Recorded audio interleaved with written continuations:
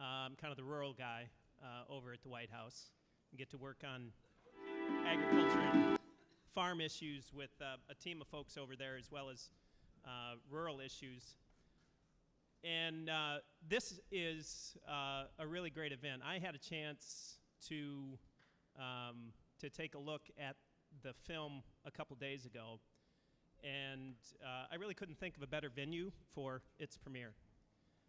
The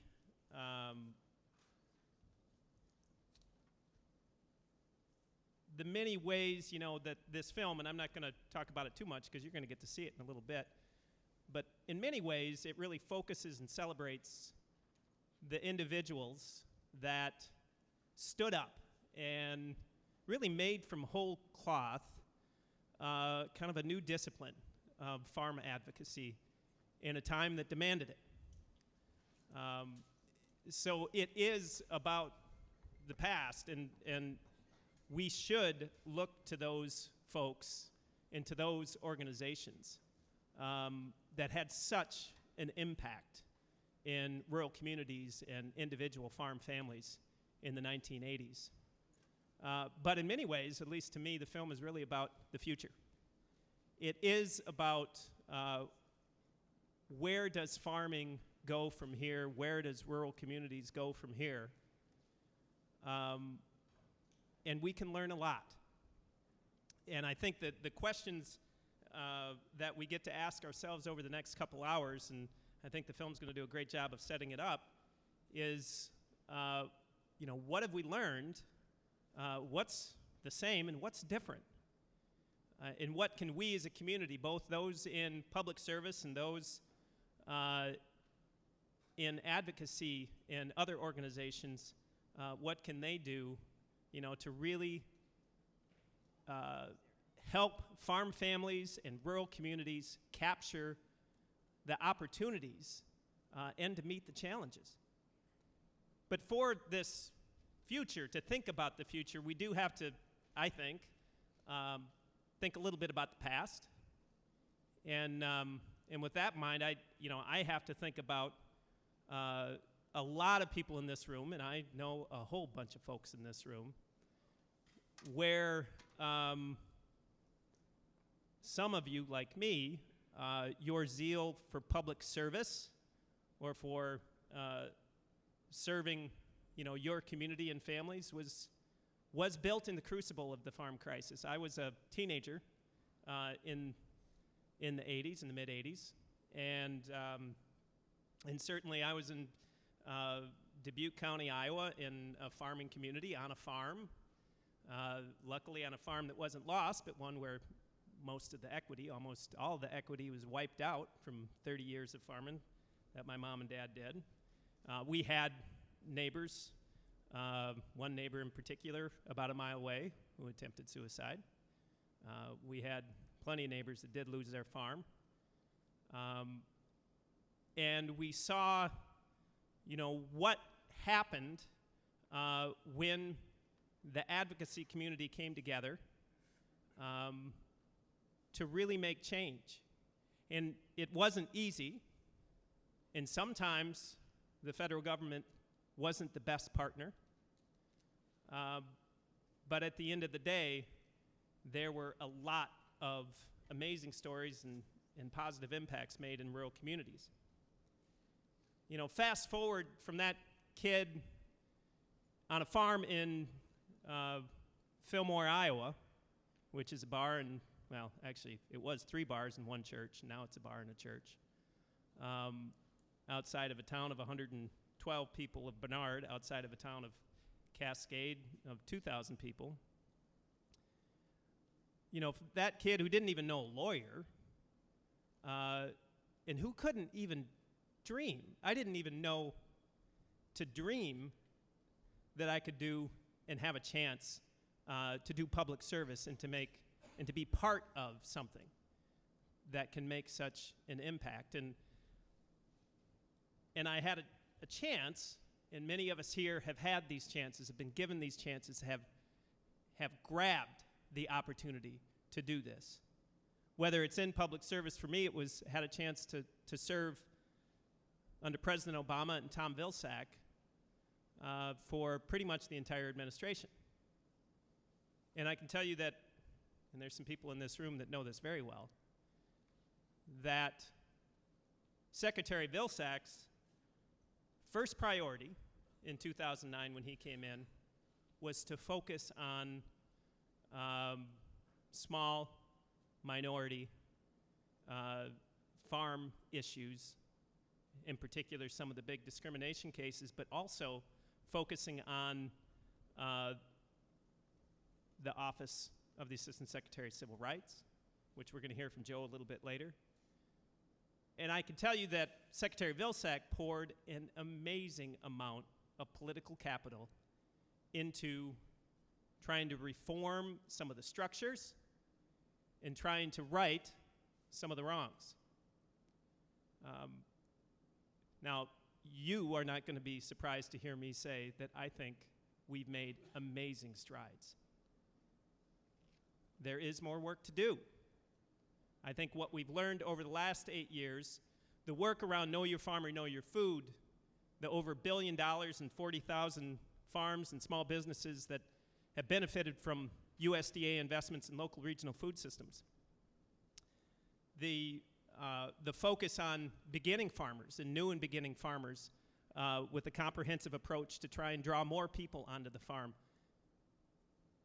We've seen results already. We've learned some things that I think the federal government can do and can do well, and we've also learned some things that we still need to do to make sure that farmers have the greatest opportunity to succeed.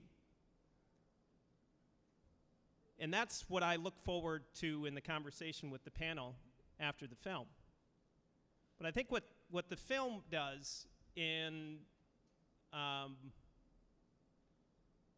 very poignant way is something that I've had an opportunity to really observe and to learn over the last 7.5 years. I've had an opportunity to, particularly in my time serving in the Rural Development Mission area, I had a chance to travel to lots of states, 35 or 40 different states, talking to farmers, talking to small businesses, talking to local leaders, elected or otherwise. And the one biggest learning that I've taken is that individuals make a big difference. And the way I think about this is in the rural development sphere, I could have been on a 2-day trip and in one region of a state, and if you cross the river, it might be another state or the same state but a little bit different region. And on paper, these two places look like the same. They have the same economic history, the same demographics, the same educational history, the same everything. But one place, there is hope, there is vision, there's momentum. And in the other place, there isn't. And I've asked myself, what's the variable? What's the distinction? What's the difference between one place and the other? And the only thing that I've been able to come up with is that it is people. And in rural places, and in farm advocacy, a lot of times it's just a couple people. A couple people with vision, with commitment, with generosity, with the willingness to spend time away from their families during the night, to go to that next meeting and the next meeting and have that conversation and make the connections to move the community forward. And the people featured on this film, they are those people. The people in this room, you are or can be those people.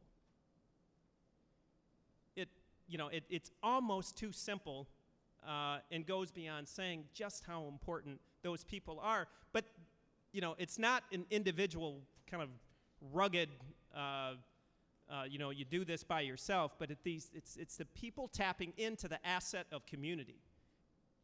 Asking the community for its best. And that community can be a small town in Iowa, or that community can be an agency within the USDA. So I think I'll finish by just by challenging everybody in this room to look to the past, but but really focus on the future. What are the lessons that we've learned to make sure that farm families and rural communities have every opportunity to succeed? And, you know, I will finish with just a couple thank yous. I want to thank both Farm Aid and the folks at USDA, the Office of the Secretary, the comms department who decided to put this together. I think this was absolutely the right venue, the right conversation for us to have at this moment. I want to thank Farm Aid for its continued 31 years of support for these individuals, for these organizations, for this community to continue to have opportunity. And I want to thank the civil servants and the political appointees who have chosen for at least a time to spend their days in public service, and it can be a very tricky thing. We all have limits on what can be done and how it can be done.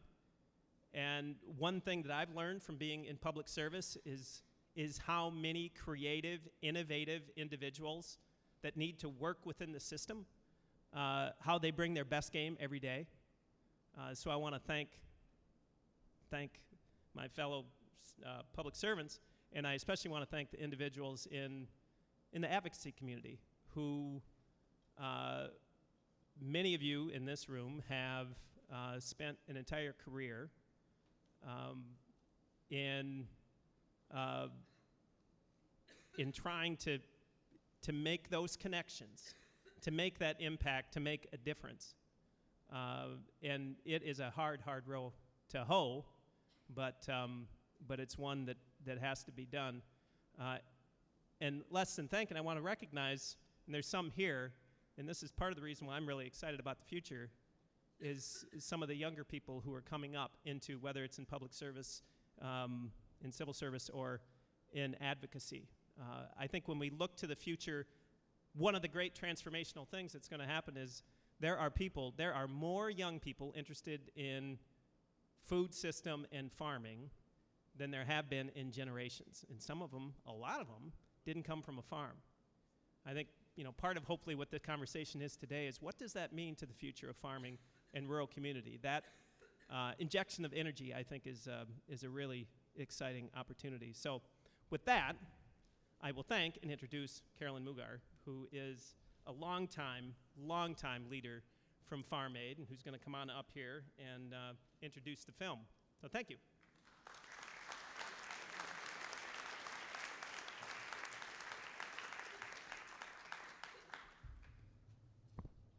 Good morning. Yes, very long time, sort of like a relic. Anyway, to really understand Farm Aid and why we made this film, I'd like to invite you to consider the character of our President, Willie Nelson.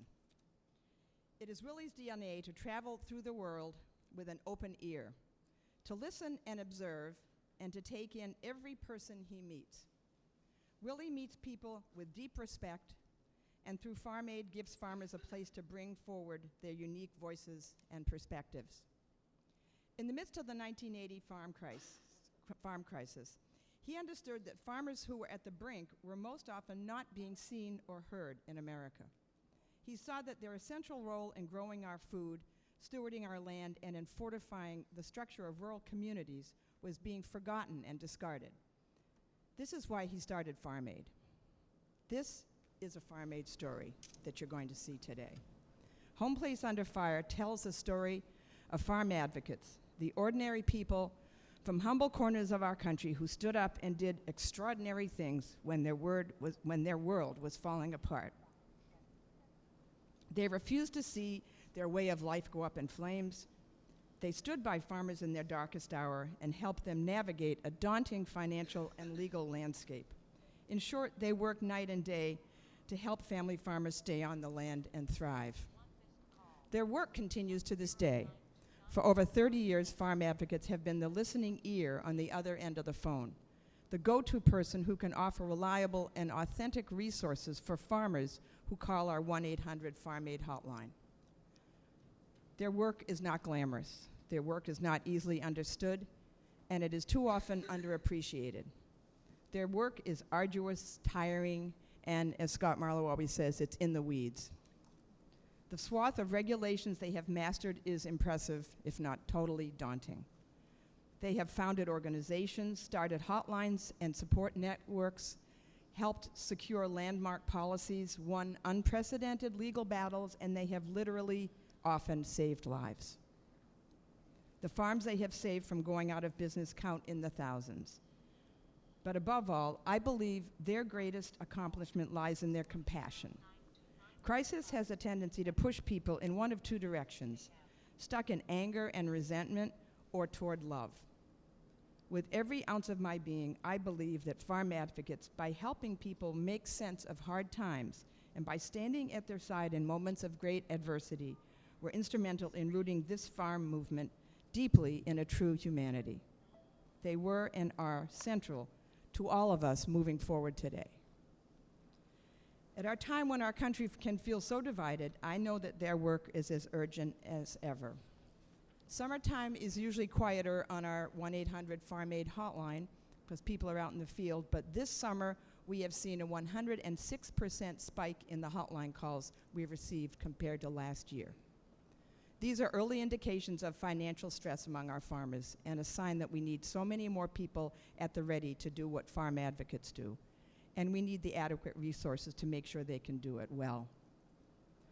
While we stand here to celebrate all that this community and this administration have accomplished, I am reminded that our work is not yet done.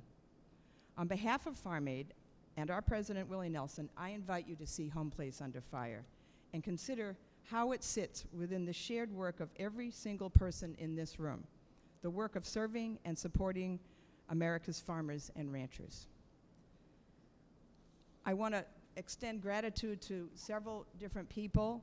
I'd like to acknowledge and give huge thanks to Charlie Thompson of Duke University Center for Documentary Studios, who is the filmmaker. And Charlie, wave your hand.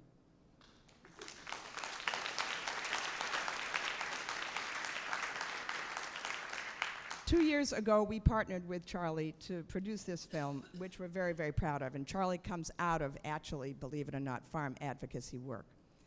I also want to thank Elena Rue and Catherine Orr of Storymind Media, who were editors in the film and really helped bring it to life for everyone else. As a final note, though, I want to thank hugely and extend my gratitude to the USDA for opening their doors to us for this event and being willing to engage in a dialogue that is not always easy. In particular, I want to thank Sarah Eckhouse in the Secretary's office and Matt Herrick, the USDA's Communication Director, for their hard work in making this day possible. And I want to thank Doug O'Brien for welcoming us all. Thank you very much.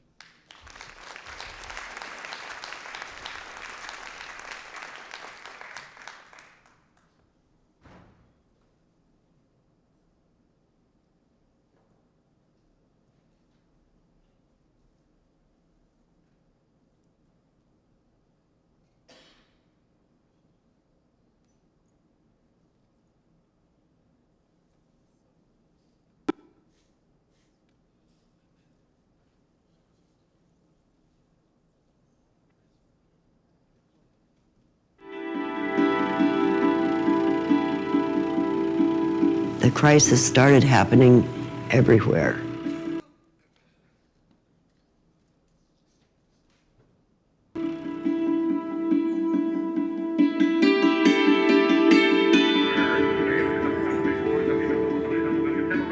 You didn't know quite what to do, or what 1 minute's going to bring from the next. Nobody said anything because farmers just didn't talk to farmers about their business. My way of life was being taken away from me. And the way it was being taken away was what bothered me the most. And when I found out there was ways to challenge it, I did.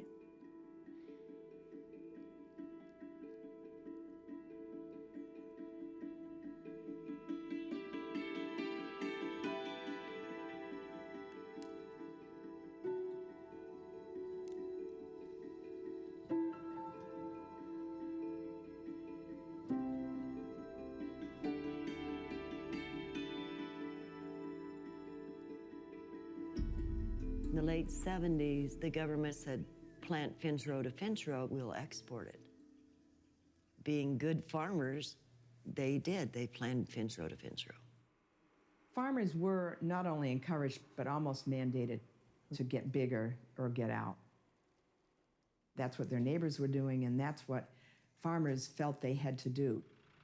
Farming has always been a capital-intensive business, and many people live year to year on loans from the bank. But many of those banks back then operated on goodwill and collateral that was land. It's not unlike the mortgage crisis. They were given opportunities to borrow that really were not in line with reality. Everybody said land never goes down in value. Well, it did. It was beginning to get out of kilter. We were starting to see news reports about farm sales. And there were foreclosures. They weren't just selling, there were foreclosures. The United States was losing 2,100 farm families a week. That's how many we were losing every week. When a farmer loses the farm, it's not just the farm they lose their home. And in many cases, hundreds of years of someone living on that land farming. It's such a blame that you feel and such a weight. Tens and hundreds of thousands of farmers faced dispossession and were sinking into poverty. Faced with that circumstance, a few people, completely on their own initiative, without any obvious models, decided that they could learn enough to fight back.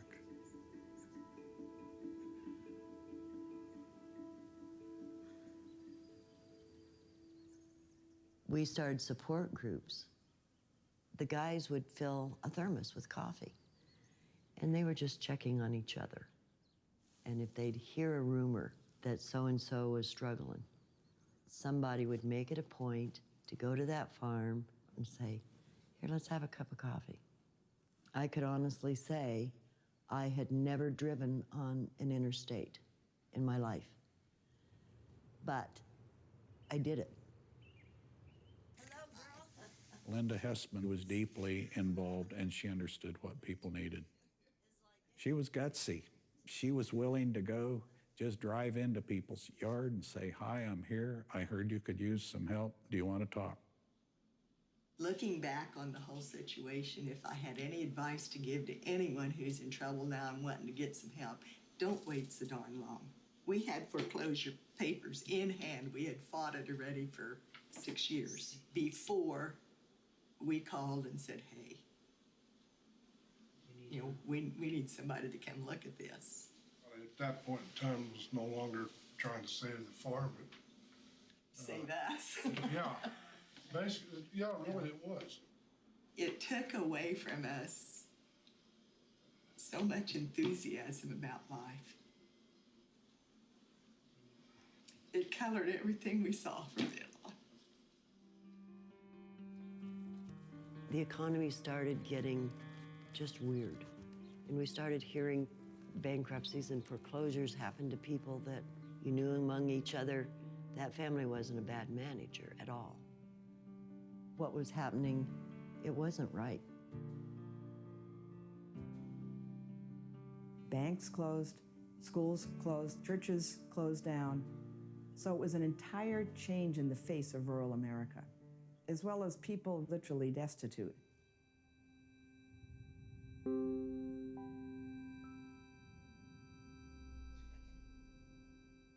I was 19, 20 years old. I was just out of high school when all of the farm crisis started. My mom, she was the school principal. It was a small community and she knew everybody.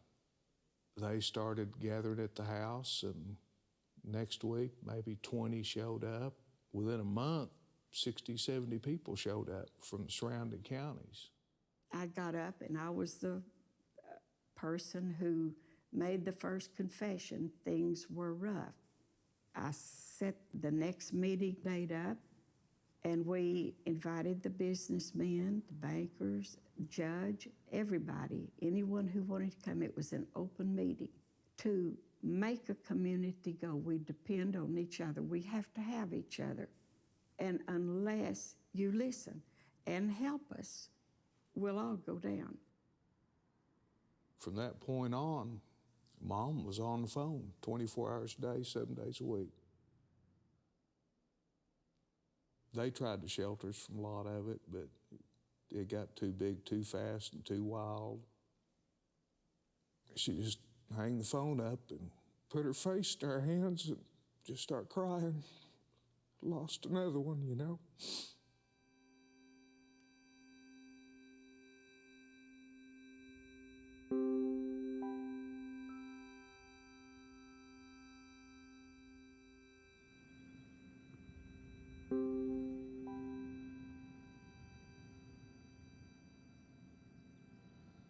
Both of you. How in the world are you? You can tell we're still here. I always wanted to farm. If you asked me when I was a first grader, well, I'm going to farm. So I didn't have a plan B to back up onto. You have no idea how much you done for us. Mm-hmm. You remember them nights we talked to 4 o'clock in the morning? Well, Lee, I got another letter today. And get through it and walk through it. I can't help but cry, and I'm sorry. But you know, it's tears of joy now. It is. It's tears of joy. I am so proud of what you all have done, and a lot of people have done that. But by the same token, 4 times that many have gone under.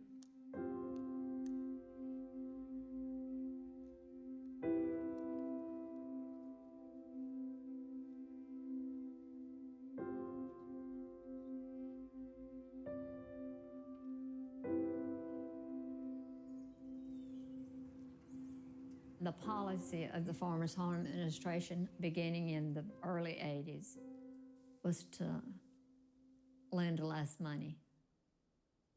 And I dug into every article, every regulation, everything I could find to be ready to challenge them. Much of what was wrong was illegal.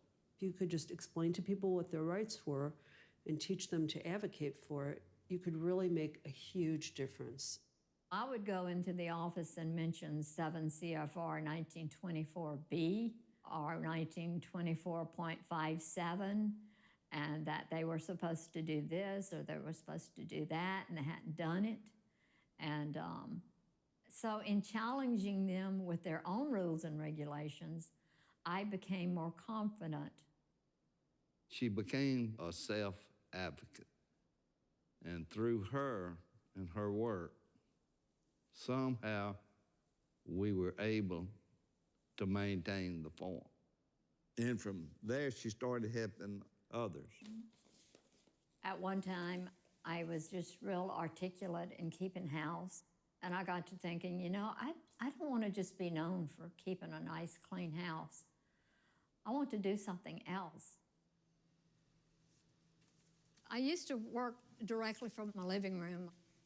If I was heavily working on a case, I would probably spend 10 hours a day. My documents and papers would be on the couch and spread all over the table and all over the floor. When it got too much, we bought this little building and attached it to the house and then started storing all my records here. I did feel very fearful at first, but I found out that knowledge reduced that fear, and I knew I had to help others. And I did it. I've done it for 30 years. The advocates were incredibly strong and spirited. They would not stand around while injustice was being done. All those folks are heroes in their own way. They have suffered and they've given their lives for what they believe in.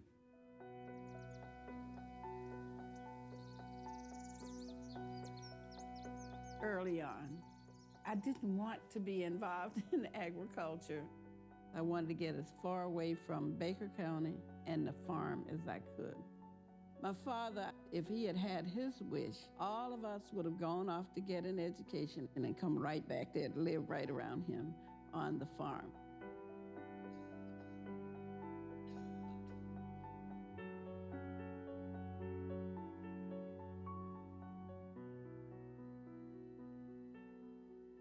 On the night when my father was murdered, the house was full of people, but I went into one of the rooms. I just needed to get away from everybody. The thought just came to my mind that I could give up my dreams of living in the North, stay in the South, and devote my life to working for change. I didn't know what I would do or how I would do it. I just knew I would do it, and there was a calmness that went over me. With the civil rights movement, we're working with people to get the right to vote and other issues of justice. And if you're going to try to help make a difference in Southwest Georgia, you're going to work with farmers. We struggled from the 60s to the 80s to keep this advocacy effort for Black farmers going. But we were fortunate. A lot of people who came out the civil rights movement that understood that this would be a struggle. It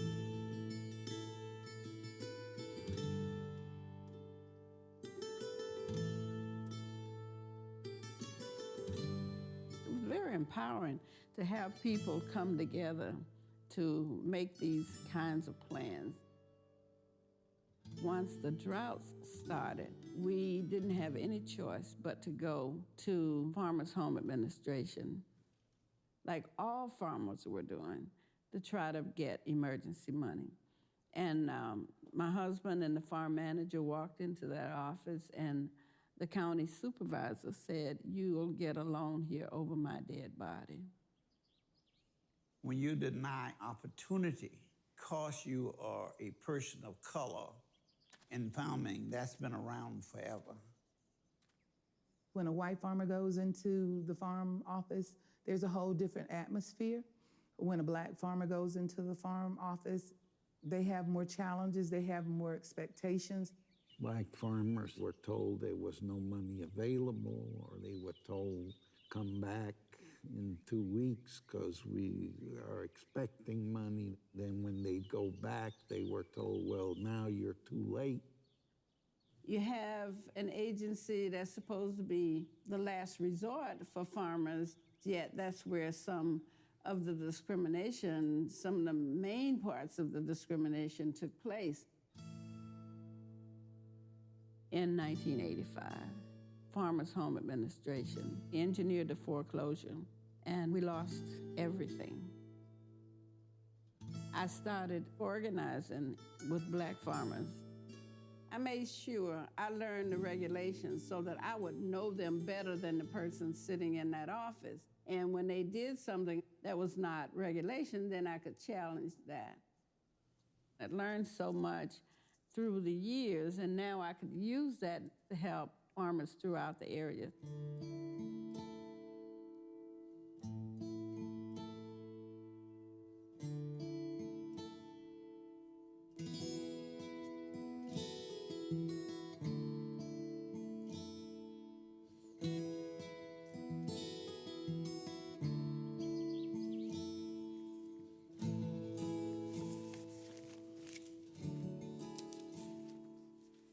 They always like to call me an activist rather than an advocate.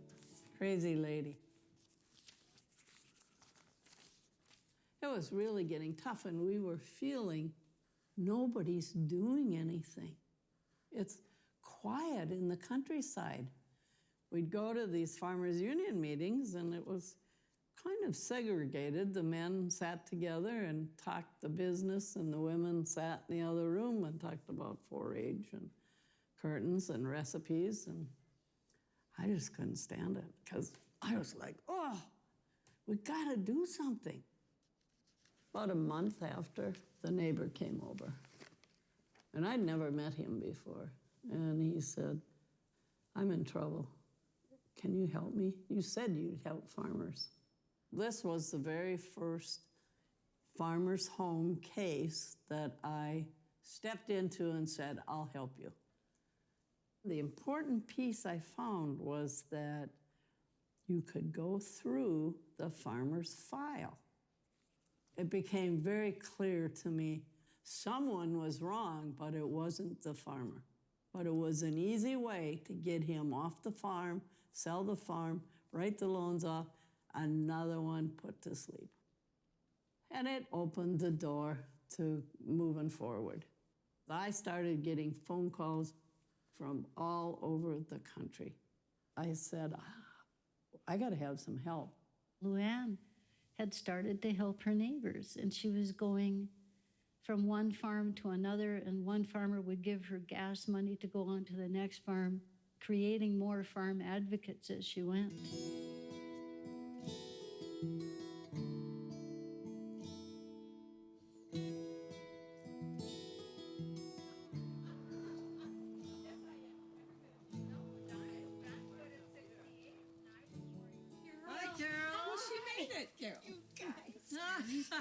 Some of these people I haven't seen.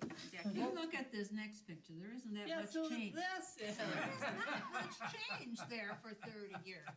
You know, I just think we were friends back then, and we still are. The first time I went down to the training and I came home, and I thought, oh, I'll never get this. We'd have 25, 30 advocates sitting around the big table. We learned from what the other ones were going through, but boy, there was a lot of tears too. Information is power, people.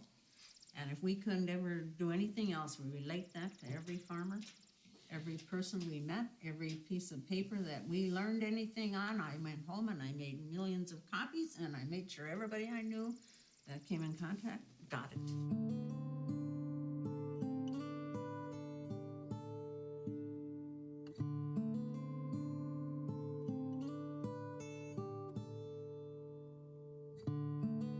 Musicians know as well as anybody else what's going on out in the heartland because we go up and down the highway all the time and we talk to people. I saw farmers around me going out of business because they couldn't pay their bills. And I didn't realize it was getting worse until I was talking to some of my farmer and rancher buddies in Texas, and they said it's really worse up in the Midwest. I called some friends of mine, and 21 days later, we had our first Farm Aid. Thank you all very much, and welcome to Farm Aid, the concert for America. You know I'll always love you, and I can't forget the days when you were mine. And forgiving you is easy, but forgetting seems to take the longest time. Mr. Johnny Run. Willie, in his ingenious way of sensing something, knew that it needed to be spoken. It wasn't spoken before. There weren't the words there. He said, we're about creating awareness. Sure, we want to raise money, but we really want to raise awareness. Farmers then felt seen, and they had strength to carry on in many cases that they didn't have before. We struggled because we were in a vacuum, and the critical role that Farm Aid played was to help us. When they came on the scene, it connected us for the first time with other farm organizations. Farm Aid was able to fund these advocates and connect them not only to each other, which was very important, but also to an outside world. Forgiving you is easy, but forgetting seems to take the longest time. I think a lot of things we can do with nothing more than be a listening post and see where the problems are and see what we can do to help. You got to start it somewhere.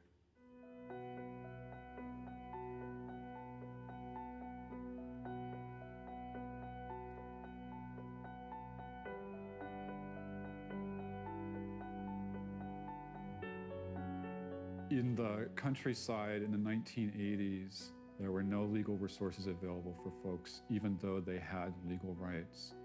Seeing that farmers who are feeding the nation are in need of food stamps really struck home to me. It was so blatant what was going on. It was a situation where knowledge and legal tools were so powerful. What an advocate would have ideally is a lawyer in the background where you can get answers to technical, difficult questions. What FLAG does, the government should be doing. It should be like the Public Defender's Office. Farmers should have that same kind of ability to be represented, and that's what FLAG is. They have served as a hugely crucial nerve system to all the advocates in the country. FLAG works hard to give those clients of ours an equal shot at being productive farmers. If people are involved in farming in the 80s, it was because they were hardy stock. The ones that were left are survivors. They take care of themselves, they can endure a lot of hardship, but there's a pride in that. There's a self-reliance in that that runs so deep. Farm advocates are as important today as they ever were. The battle is not won, it's not all over. Today's another day.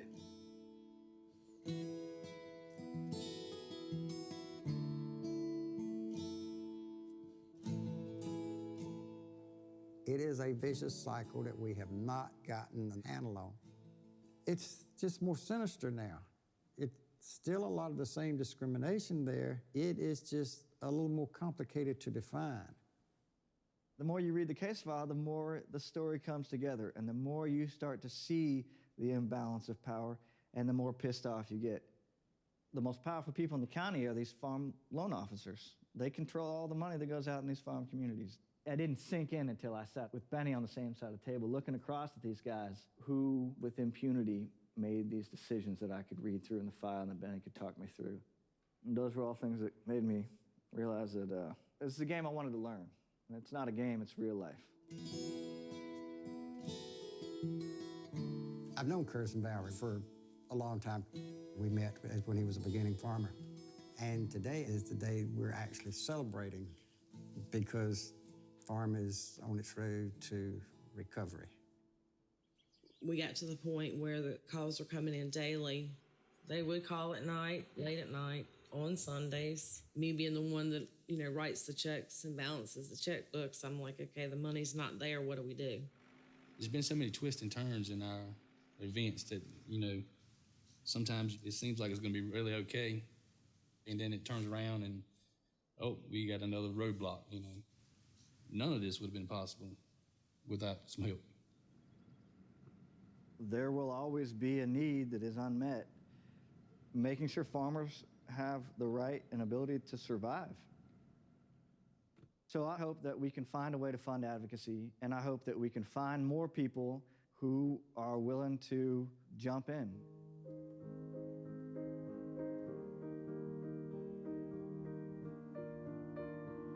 These are the people that keep the family farmers on the land. Mona Lee has heard that click at the other end of the line, and she's lost some.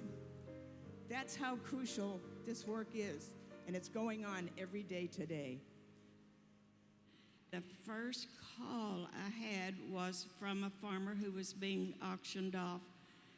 I heard the clicking of a gun, and we engaged in conversation, and pretty soon he had decided that the sun was going to come out the next morning. The advocates that we have are all sitting behind us here. They've got 30 years of experience each. And they've done incredible work.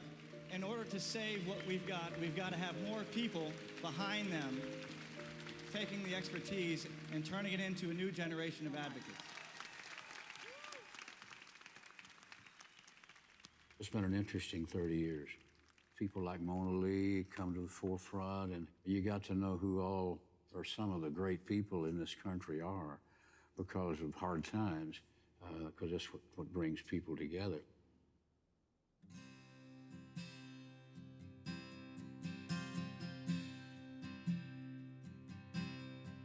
There's a home place under fire tonight in the heartland, and the bankers are taking my home and my land from me. There's a big gaping hole in my chest now where my heart was, and a hole in the sky where God used to be. There's a home place under fire tonight in the heartland, with a well where the water's so bitter nobody can drink. Ain't no way to get high and my mouth is so dry that I can't. Don't they know that I'm dying? Why ain't nobody crying for me? My American dream fell apart at the seams. You tell me what it means. You tell me what it means.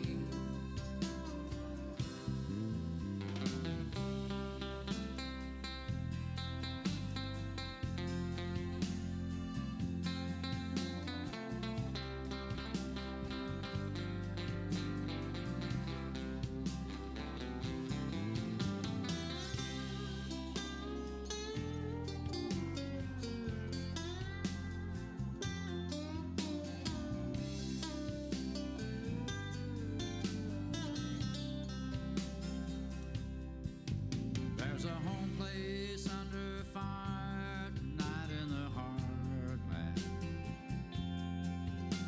The bankers are taking the homes and the land away. There's a young boy closing his eyes tonight in the heartland, who will wake up a man with some land and a loan he can't pay. Sometimes day breaks in my life.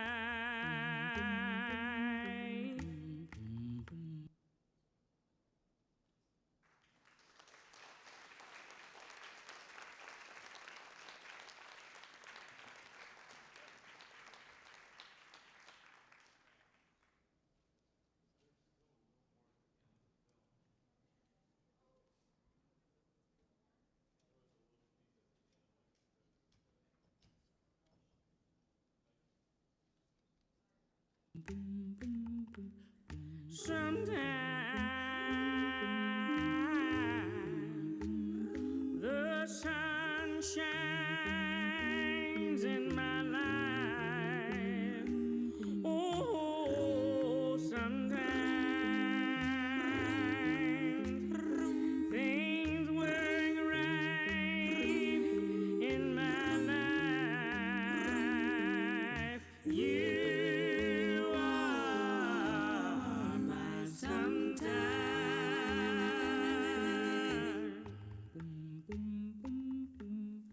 You are my sometime.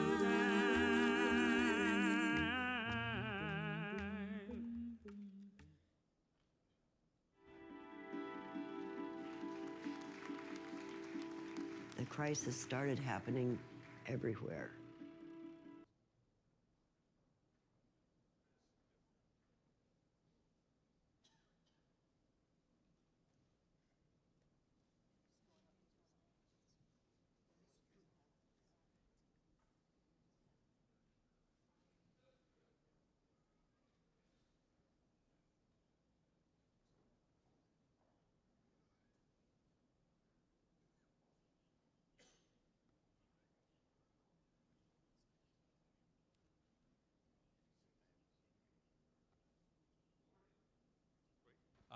Good morning.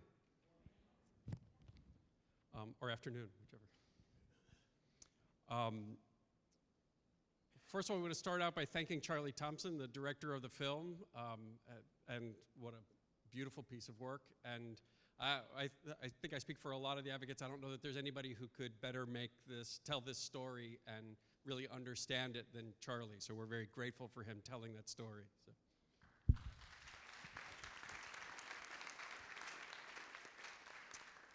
We want to start out by thanking Farm Aid and USDA for hosting this discussion and this event. It's really wonderful to be able to be here together and I think represents a real shift in collaboration and discussion that we've had over time. And I'm very glad that we're able to be here. I think all of us who helped plan this are very glad to be able to be here.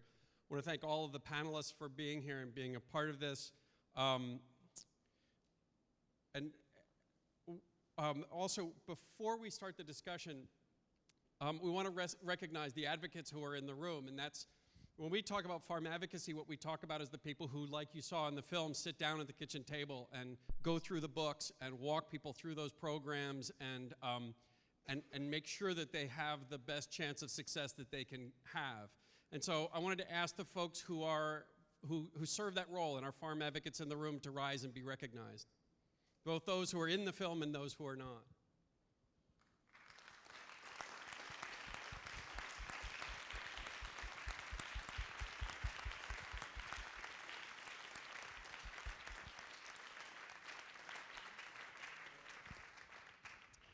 Let me briefly introduce our panelists. Ben, I'm glad you made it from your flight. It's broke some records getting in here. That's right. Ben Burkett is the state coordinator of the Mississippi Association of Cooperatives, the state association of the Federation of Southern Cooperatives and the Land Assistance Fund. The Federation is an umbrella organization now composed of 35 cooperatives representing 12,000 African-American farm families from Texas to North Carolina.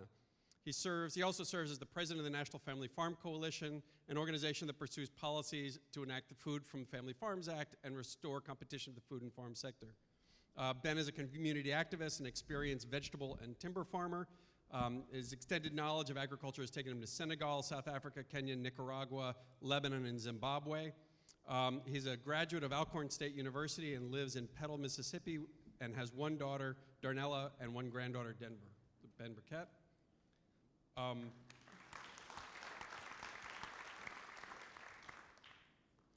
Eleanor Starmer is the administrator of the Agricultural Marketing Service of USDA. She joined the Department of Agriculture in 2011, first to support the Deputy Secretary, and then as a senior advisor to Secretary Tom Vilsack. She's coordinated the department's work on local and regional food systems, including running the Know Your Farmer, Know Your Food initiative, acted as liaison to U.S. Food and Drug Administration on the Food Safety Modernization Act, and has developed department-wide strategy to support industry on FSMA implementation and a variety of other issues.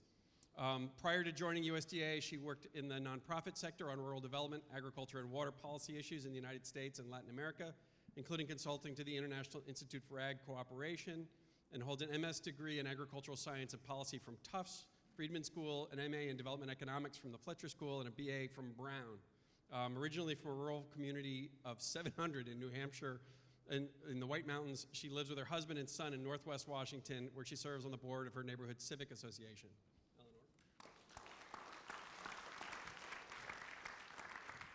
Sorry, I'm juggling paper. Val Docini was selected to serve as the administrator for the Farm Service Agency in September of 2014. He previously served as state executive director of the California Farm Service Agency, a position he was appointed to in 1999 by President Bill Clinton, and again in 2009 by President Barack Obama. Dolcini served as the acting Farm Service Agency administrator in 2011. As state executive director, he was responsible for overseeing 30 county offices, responsible for administering farm programs and policies in one of the nation's largest agricultural states. He has many years of public and private leadership experience. Prior to accepting the state executive director position, he managed government relation activities for Accenture LLC, a global consulting firm. A fifth-generation Californian and a native of Davis, California, he served on numerous nonprofit boards and commissions in his community, and he's received his bachelor's degree in history from San Francisco State University and a Juris Doctorate from Golden Gate University School of Law.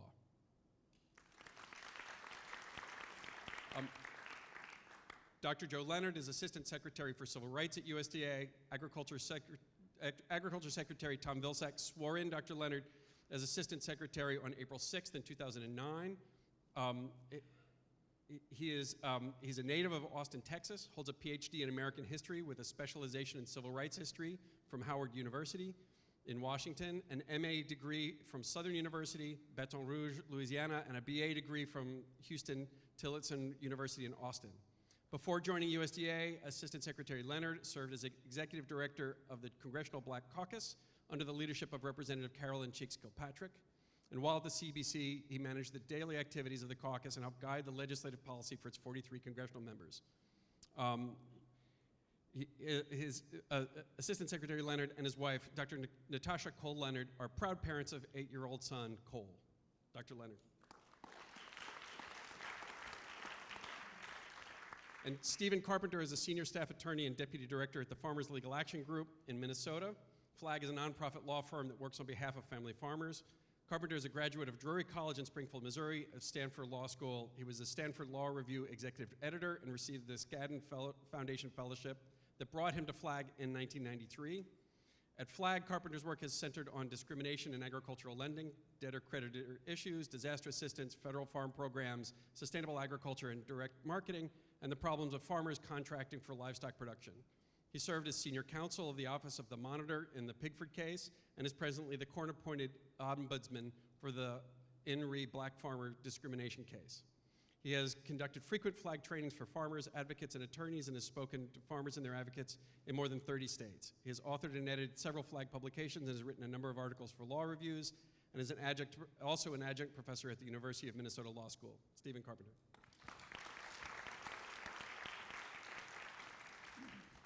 So as we were preparing for the film and preparing for this, all of the advocates that you saw in the film are very quick to state that the things that they did, that this is not a historical perspective, that the work that they've done continues into the present. All of those, if you noticed in the end of the film, all of the advocates continue to take calls, some of them a lot of calls. But all of them were very forthcoming about saying it's time for us to look forward instead of looking at this as backwards. And so to start off, we wanted to give each panelist an opportunity just to reflect on the film, what was the lessons learned there, what was important about the role that advocates play, and to take this shift looking forward. And there are microphones in front of you that we can just, if you want, Steve, we can start and just move down. Grab it. Thanks a lot, Scott. I think it's on. Hello? Yes. So thank you, Scott. I really appreciate everybody being here. I can't say how much I enjoyed the film and obviously the inspiring work of the advocates that are in it. So the one thing that I sort of take from this is that there's sort of a unique and I think essential role that farm advocates played and continue to play in American agriculture. It's unique because, you know, for many people out there really are not other good resources. And so a farm advocate is a little bit of an accountant, it's a little bit of knowledge about the law, a little bit of a crisis counselor, a little bit kind of everything that somebody needs who's in a desperate situation, and which I have to say, frankly, it's not available out there. They're essential, I have to say, still. We all know that the 80s were an especially difficult time, but it's not unfair to note that we still face many similar struggles. They're different, but they're similar. We still have farmers that live in or near poverty. We still have farmers that face dispossession. We still have farmers whose opportunities are blunted by discrimination. The fantastic and inspiring wave of young and beginning farmers is potentially thwarted by difficulties that they face in earning an income, in negotiating this world of agriculture. And I would add that we need to be careful not to define folks that struggle out of agriculture. There's a little bit of a temptation to think, well, it's just not that bad because, farmers do well now. And one thing that one often hears, for example, is, well, the average income of a farm family is about the same as everybody else in the rest of the country, which is true. But it doesn't necessarily follow that nobody struggles. If you said the mean income in New York City is $60,000, $70,000, you wouldn't necessarily conclude that there was no poverty in Brooklyn or in the Bronx. Similarly, in rural America, among farmers, there are 2 million farms out there. Some of them do terrifically well, but many, many still do not. And it's important to remember that. And in addition, sometimes I think we get the sense that, well, a lot of these folks are just small, or they're hobby farmers, or they're this, or they're that. But if you look at USDA's own Economic Research Service data, what you see is that small farms actually do a lot of farming. That, even small, ERS calls them small farms that are retirement farms. And you think somebody with a horse and a shed. And really, if you look at that data, the average ERS-defined small retirement farmer works 1,500 hours a year on the farm. People are farming. They're doing work, and a lot of them are still struggling. They're just not what we think of first when we think about successful farming. USDA, as people here can explain to you in detail, and as we heard already, has made, I think, great strides in the last few decades, and in particular the last few years. And then particular in outreach, sort of the web of interaction in the farming world by USDA has never been better, obviously, and that improvement continues on civil rights and many other fronts. But that outreach effort can never substitute for farm advocacy. And I'll give you 2-3 quick examples from the work that I encounter and that I see. One is there's an immigrant farmer, a family. They do direct marketing, they sell at farmers markets, they work hard, they do beautiful produce, and they get a letter from FSA, and I could read part of it, and I could tell you where it is in the 800-page payment limitation handbook if you wanted me to. But so they get a letter that basically says to them, as a lawyer, having looked at the handbook, I can tell you what it says is, nice job, you don't violate the payment limitation restrictions. For a people that don't read English well, that get this letter, it's terrifying. It looks like they're being told that they may only be able to participate in farm programs for 1 year. And they think that they have applied for NAP for 2 years, they may have done something wrong, they're afraid to go to USDA, they don't know who to talk to. That is the scenario where you need a farm advocate. You need someone who's in that community, who speaks that language, who understands and can help. They need backup, they need expertise, but they need to be there. USDA, in its best outreach effort, can never solve that problem. You need something else who advocates for the farmer. A second example I can give you is a dairy farmer in the upper Midwest, a youngish guy who's getting his farm disassembled piece by piece as equipment dealers repossess, sort of one drop at a time, drip, drip, drip. And this guy has an FSA loan, he's been in the office, kind of done the right stuff, and is told that he doesn't qualify for loan restructuring. And outreach will not help him. He needs an advocate. And that's what has to happen. So I applaud USDA on its outreach. I think that from this film, it's inspiring, but one thing I would ask that we take from it is the notion that maybe farm advocates programs should be permanent. Maybe USDA could fund it. It should build on its great tradition of doing mediation funding, of doing outreach, of 2501, lots of great stuff. Why not fund 50 farm advocates spread across the country? It wouldn't be that expensive. It would help people who need it. It would be a little awkward sometimes when they do appeals against USDA, but it would really be a great thing. And if you had 50 of them, you'd have one advocate for every 40,000 farmers. So I don't think we'd be overdoing it. Clap. That's.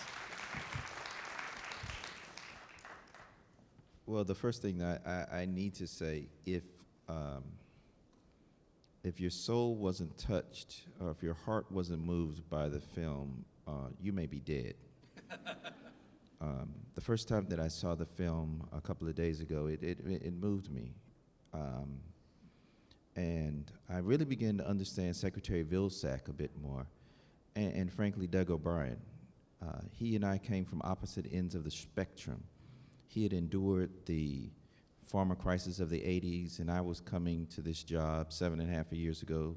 We were here at the very beginning, and I was coming from an advocacy outreach side. And in the last 70 years, we've met right in the middle. So I want to thank you, Doug, Sarah, and Matt for inviting me. I see, in the beginning, I was like, well, what am I going to do there? And I saw the film, I was like, oh, yeah, I should be there. Lucky I didn't call them first. A couple of things struck me. You take race out the equation, there was no difference from Miss Sherrod to Miss Brock to Miss Puckett. No difference. They saw a need. They volunteered. They cared about their community. And they spent a generation serving their community in whatever capacity that was needed. Whatever capacity that was needed. The passion and the commitment was daunting. They demanded better of their government. And when you demand better of the government that is the strongest government in the world, you are running counterculture. People are going to see everything you're doing is wrong. Why are you demanding more? More people will tell you, there was one part in it that said, I began to fear, but the more I learned, the more they became powerful. And it's so true. It's the only way you can do this work. Another thing that was struck, that struck me was the fact that at the end, I noticed a number of the individuals there were affiliated with the church. The secular work of fighting for others who don't have really the capacity to pay you. You almost have to give a lot of this to God because you step out on faith for others. You are sailing a ship and you don't even know where the port is, but you're just trying to help people the entire way. One of the things that struck me also, I guess everything struck me in this movie, it was this passion, it was beautiful. It was America at its best. The things that these farm advocates would do in other countries, they'd be arrested and jailed for. But here we're making America better, changing long-term policies. The same policies that existed in the 80s don't exist now. Farmers' Home Administration doesn't exist now. It's the long-term benefit of their advocacy. And then you come in with the two-time governor of Iowa who endured the same thing and had a desperate passion for small farmers that he had watched endured. He talks to us all the time about the gentleman, the mayor, that killed himself. He became mayor during this time period.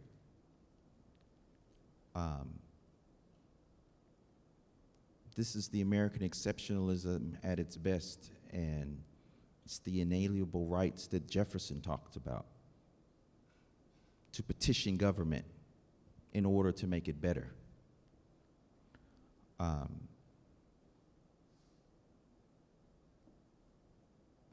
The invisibility of farmers. They felt they were helpless. No one paid attention to them. Banks foreclosed on them. And this is the sort of organization and advocacy that comes out of invisibility. There's an old adage in Ralph Ellison's Invisible Man. We're invisible because you refuse to see me. The federal government didn't see these farmers as needed, as important. But the people rallied around it and illustrated to save other people how important it is and how needed it is. And now we live in an era where everyone always, and I need to talk to Eleanor about this, because everyone loves this know your farmer, know your food. But in my mind, it should be something else. You know, again, I'm counterculture all the time, every day. It's almost know your food, respect your farmer. Because the respect of the farmer has increased, because they're visible now.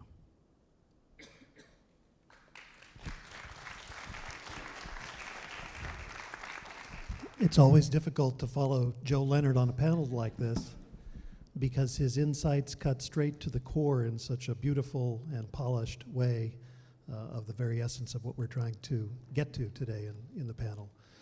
Like Joe, like Eleanor, I think like all of us, you know, the film was powerful and it should touch us all deeply. If it doesn't, as Joe pointed out, you're probably not awake.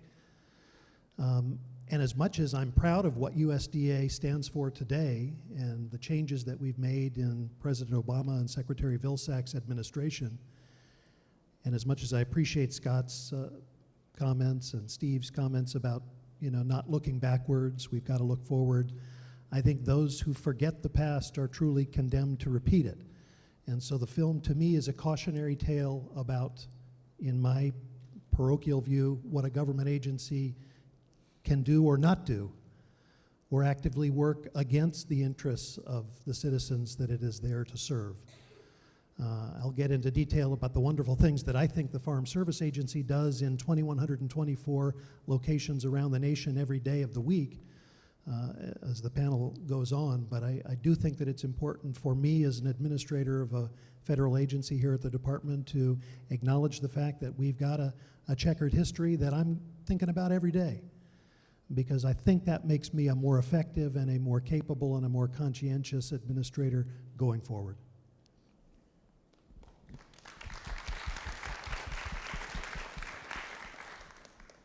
All right, hi everyone. It's a real pleasure to be here today and to have the opportunity to see that incredible film for the second time. I got more out of it this time than the first. One of the things that really struck me as I was watching it, and I want to kind of pick up on a point that Steve made at the beginning, about the critical role for farm advocates. Because I agree there is a tremendous amount that's happened in the last 7 years around outreach, but that's not enough.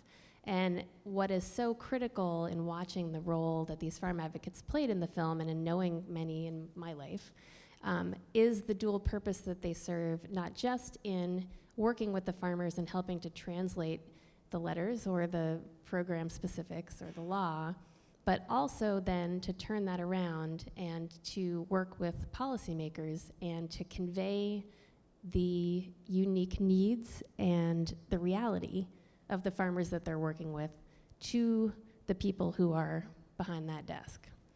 That to me is an incredibly critical role, and it's one that I think there's been a lot of progress on in recent years, and that there needs to be a lot more. I think, and I'm looking at this specifically through my lens of having worked since I got to USDA around local and regional food systems, organic, value-added agriculture. But as we talk about farmers who are doing things differently than the way that the farmers this institution has traditionally worked with have done it, the need to have people who can say, this is what they're doing, this is how it does or does not fit into the mold of the program that you have, and these are the changes that we need to see in order to make these things work, I think is so critical. And the progress that you all have made in doing that is incredible. We see it reflected in the Farm Bill, in a lot of new programs and authorities that we now have as USDA because you worked on a Farm Bill that included a bunch of new stuff. We see it in the work that USDA is doing in having these conversations and in working across the country to get feedback on programs and make changes, and we can talk a lot more about that. But it's an iterative process, and the groups that are in the room, I think, are really at the forefront of that. So first and foremost, I just want to say thank you for continuing to come into that conversation. I know it's not always fun. I know it's often frustrating, but it's so important because over time, as those conversations take place and those relationships get built, that is how we end up with policies that are truly reflective of the people who are using them and the needs of those communities. The other thing that I thought was interesting, and I agree with everything that's been said before, but the one additional thing I'll add, I found it very interesting at the end of the film as they were scrolling through sort of where people went in their careers, to note that several of the farm advocates had then gone into work in government.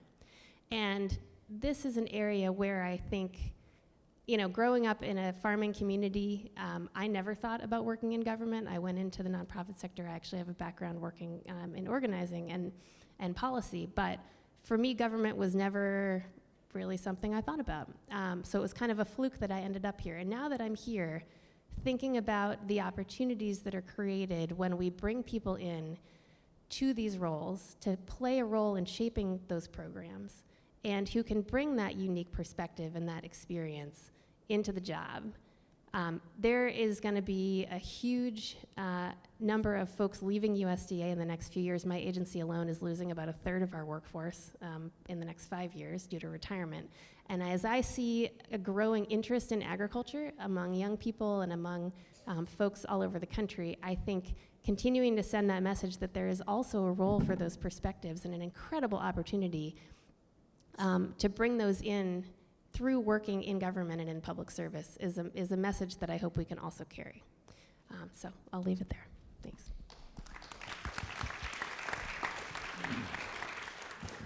I'd like to say good morning to everyone. Indeed, it's a pleasure to be here. As Scott Ford stated, the Federation of Southern Cooperatives will be celebrating 50 years of existence this year. And for 50 years, we've been out on the battlefield. I'd just like to say I got involved in the advocacy work by chance, I guess. I did my own reorganization for FSA in 85, 86, and the word kind of got out that I was fair at doing it.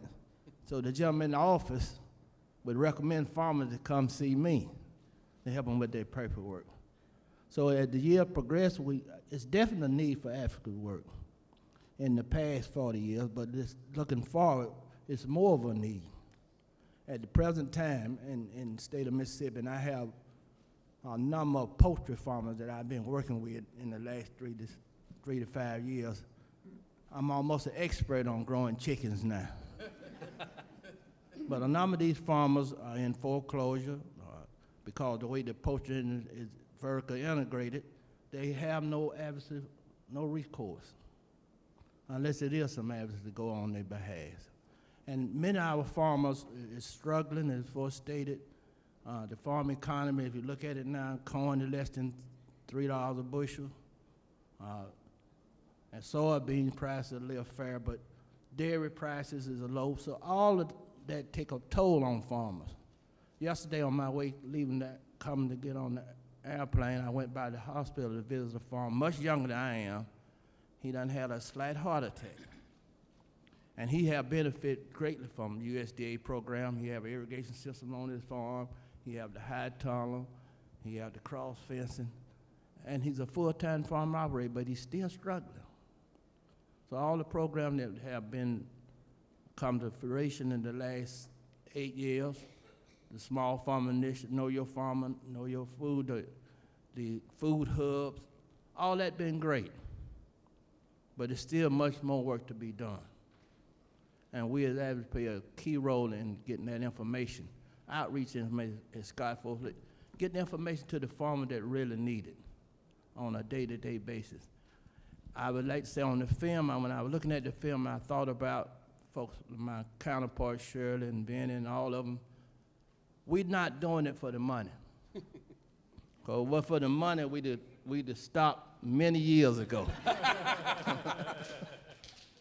We're doing it to see our community revitalized. If you go travel through many of the rural towns in Mississippi and South Georgia, they're almost ghost towns. So we need to stimulate some activities that were local production and revitalize the rural communities. And speaking on behalf of African American farmers, most in the state of Mississippi, they say, well, Pickford is over with. No more discrimination. Everything is fine and okay now. But I'm saying many of the farmers still will not go in the FSA office. go to natural resources because of years, and I'm studying saying, go in the office, apply, ask for a receipt for services. But many still will not go through the necessary, even if they discriminated against, they don't want to go through the whole process of filing an official complaint because of reprisals. So there's still work to be done. As my generation is transitioning to another generation, we need to train more advocates. Another generation. And what we have tried to do in the Federation of Southern Cooperatives, especially in the state of Mississippi, we have several workshops with lawyers. And we have another generation of young people that we're trying to carry on this work. We have about 6 attorneys that we call upon, and 2 of them have become, again, very good poultry lawyers, helping poultry farmers. But again, the work is to be done. It takes a heart and a feeling for the people on the land and those that want to stay on the land. New and Beginning Farmers is a very good program. I worked with a young farmer in the state of Louisiana. He got the microloan last year. He has his own equipment now, but the problem he's having is no infrastructure for the market. You know, if he's about 150 miles from New Orleans. So we have to create some infrastructure there for these new and beginning farmers. Cold storage, where they can get their product from the farm to other places. So it's a place to be here. The struggle continue, and let's all work together.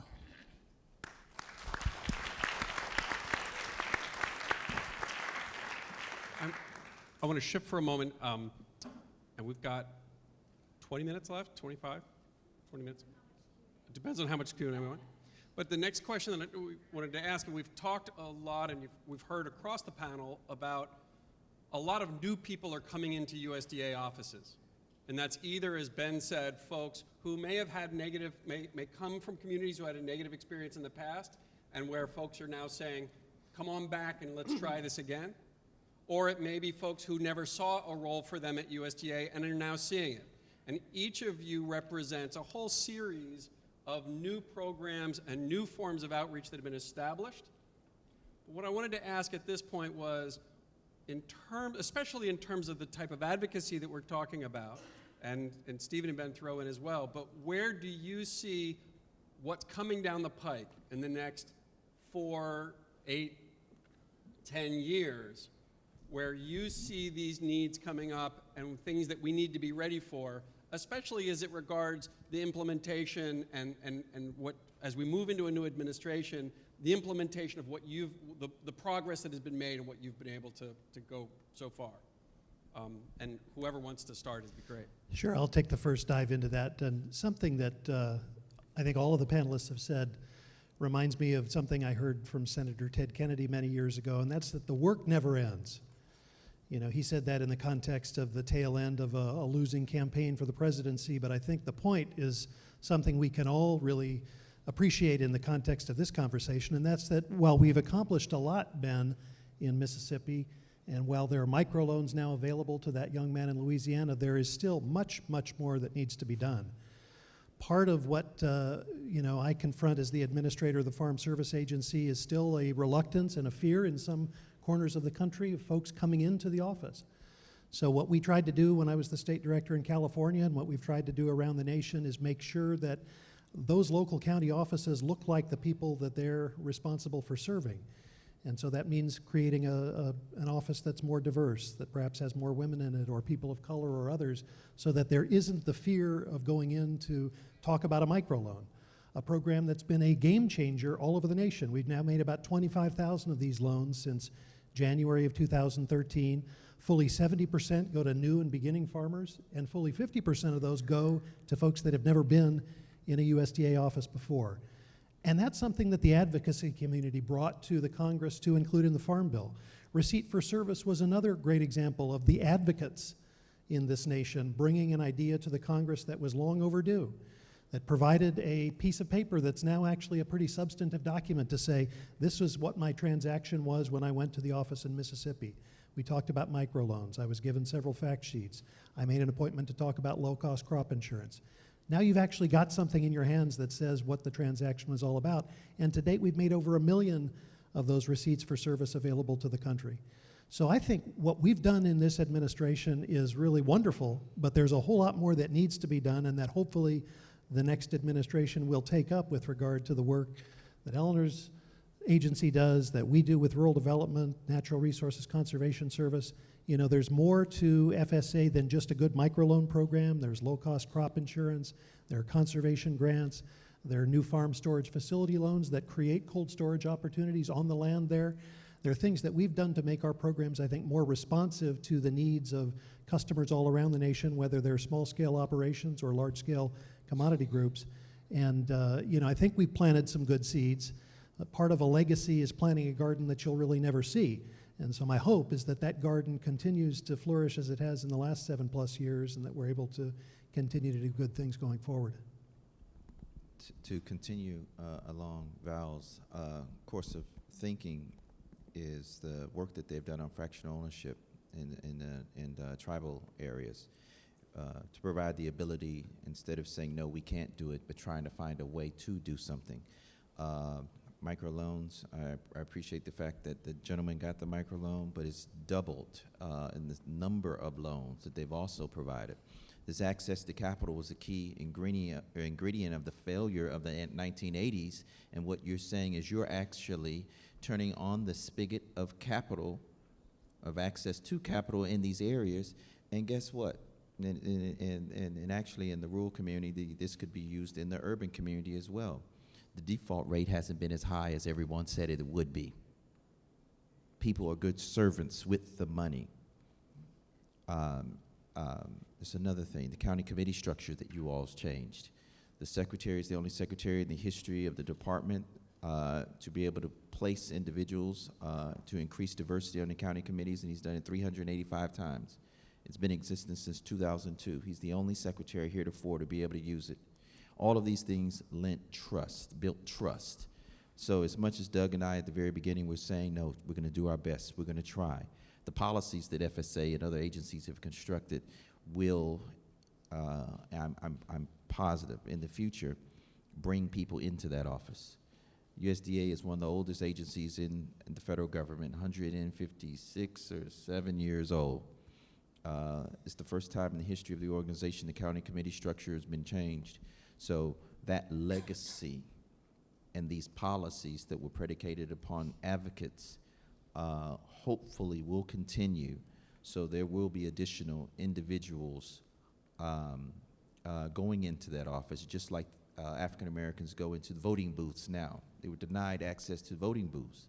So in the same way, I pray that they are not only fill out that survey, that ag survey, but also utilize the benefits of frankly being an American. Accountability as we go forward to make sure that whether folks are coming in from historically underserved communities or new communities or whatever else, that, I mean, you know, if someone comes in for that first meeting and that first meeting is not successful in some way, there's not going to be a second meeting, right? And so I wanted to see if you can comment about that ongoing accountability and also how we create this mechanism for that feedback.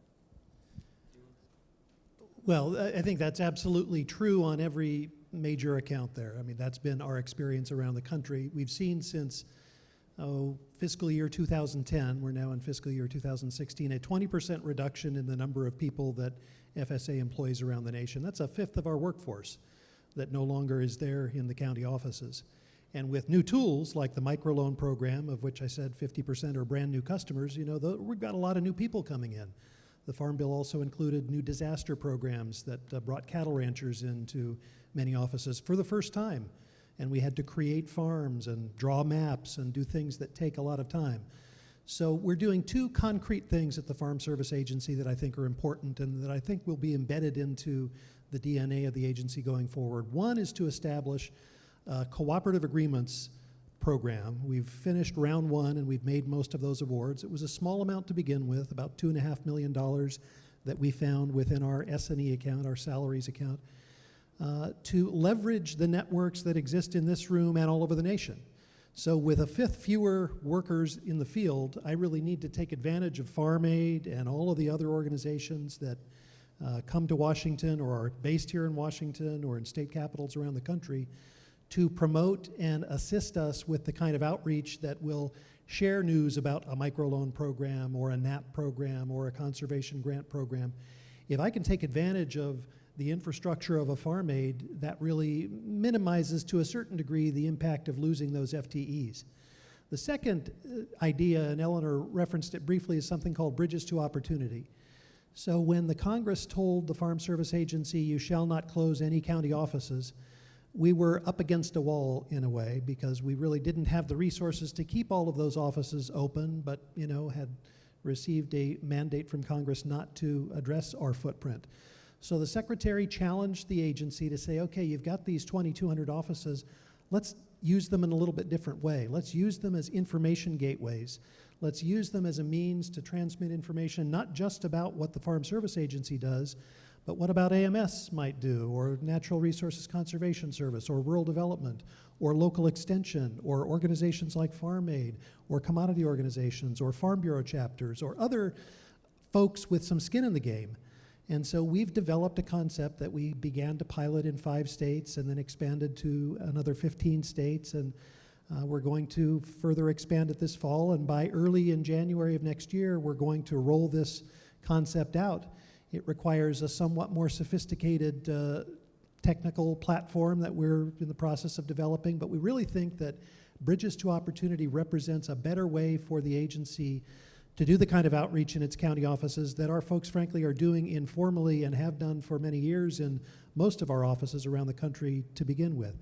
It's going to create the ability for FSA to partner more deeply with community-based organizations and to be an advocate itself, frankly, for the needs of farmers, whether it's veterans in the Fort Bragg area in North Carolina or local and regional folks in the Northeast or traditional commodity operations in the upper Midwest, you name it. I think Bridges to Opportunity is going to be a good model for us to really help farmers in a more deep and meaningful way.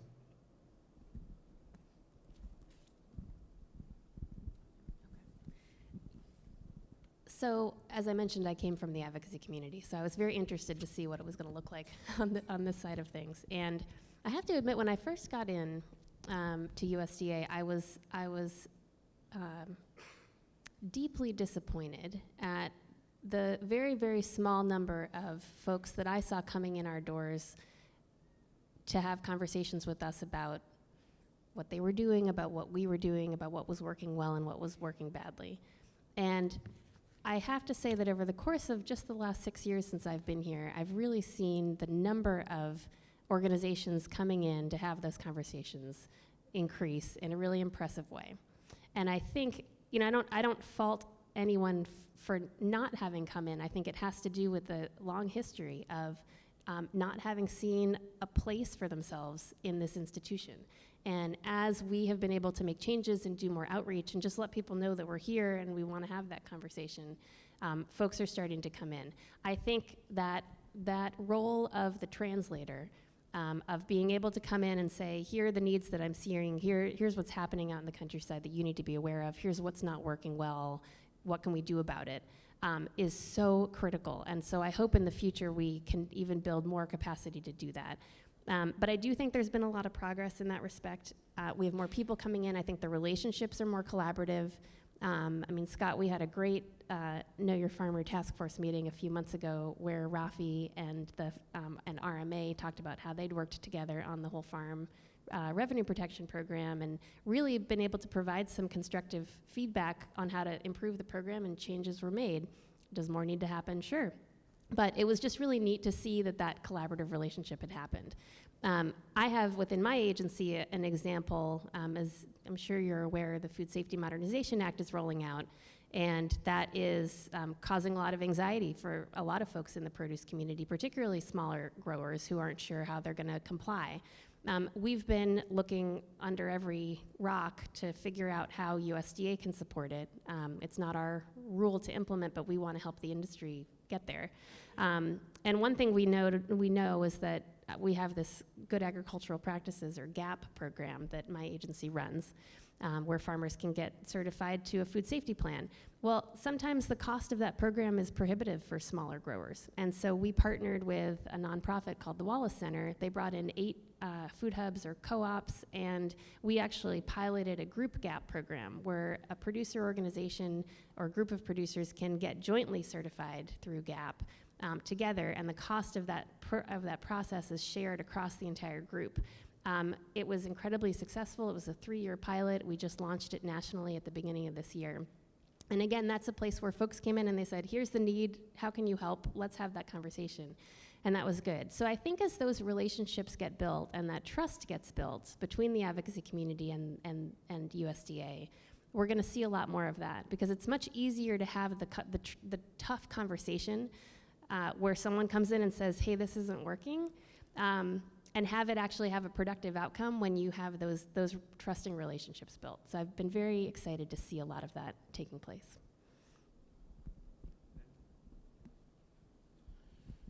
The consolidation of FSA's office, my county is a 3-county office now.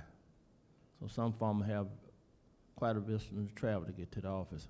But I see that I can understand why the number of farmers down in those 3 counties. So what we have to do is look at the appropriate technology. You know, everything going on. If you go in the office now, they're going to quickly tell you, go to such and such a website. So we have to learn how, as farmers, there's no change in that technology. We're going to have to learn how to use that technology. But in my case, it's 2 years, they said, before high-speed internet will reach me. So even though they have direct, if it's thunder and lightning, it don't work. So that's one of the things you have to look at when getting the appropriate technology out there. So as advocates, that's a whole new area. How we advocate on behalf of those farmers and learn how to use the internet, learn how to use the cell phone to measure your land. That technology is coming, and we need to advocate on being able to use that. But the number of offices in the state of Mississippi is started being consolidated, and for small farmers, I agree, the food safety issue is very much on our mind. Even our packing grading facility, we done had 3 inspections, one from the state of Mississippi, one from Food and Drug Administration, one from the county. All that's a cost. But that's the part of food safety now. So we have to live with those issues, but from the advocacy point, the tradition of just working with farmers on loans and loan packing, it's gone beyond that. If the lifeblood of American farming is the farmers, the advocates are certainly the veins. You cannot do this work in the same manner that Val said without those advocates.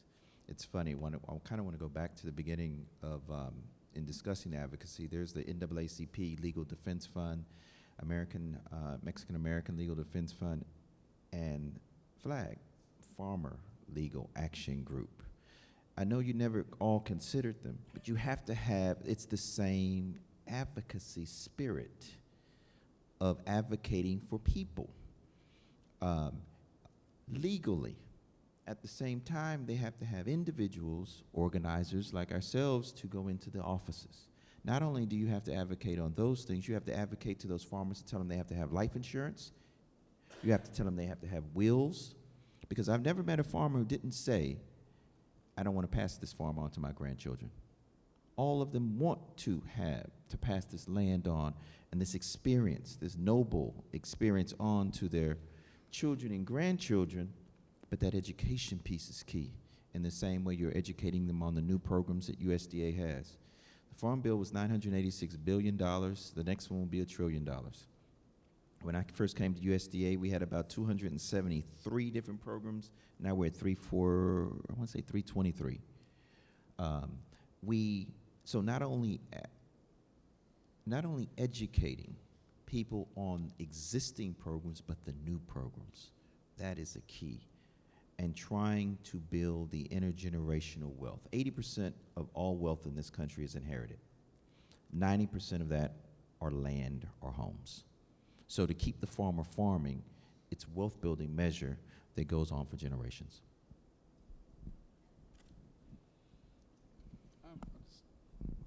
I would just add to the question of how USDA can continue to do good work when budgets are tight and new people are coming in.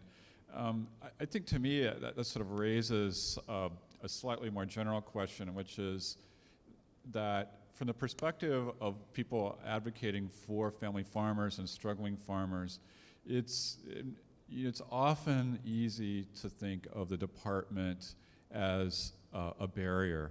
And I think these folks know it, but I think people out there really appreciate folks trying to do a better job at USDA. And we know that change is really slow, and we know how hard it is to move a ship a different direction. And I think people really appreciate it. I also think, though, that USDA, and I'm going to say this delicately, it's like you just have to realize, and I think in particular about discrimination issues, that just because a department has changed, it doesn't mean that the community out there is going to trust the department 5 minutes later. And it's a slogging away, doing the right thing over and over, month after month, year after year, to do a good job. And we will appreciate it, and the people will be perhaps frustratingly slow to react, but they will. I think we need to wrap up. Is that right? Are we? Okay. We're gonna shift to Q&A for just a second, but in summing some of this up, I want to.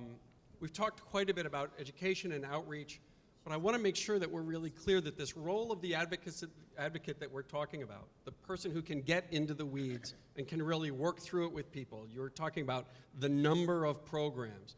Our expectation that any individual farmer is going to be able to sit down and learn enough to be able to successfully navigate over 300 programs, I don't think it's going to happen.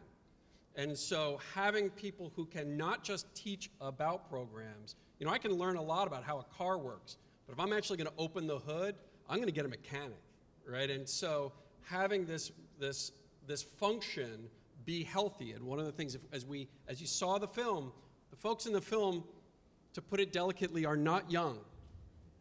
And all of them have said, all of those who are still doing it, and if you notice from the last piece, you were talking about in this last piece the number of folks who were faith-based, but notice how many of them are still taking cases.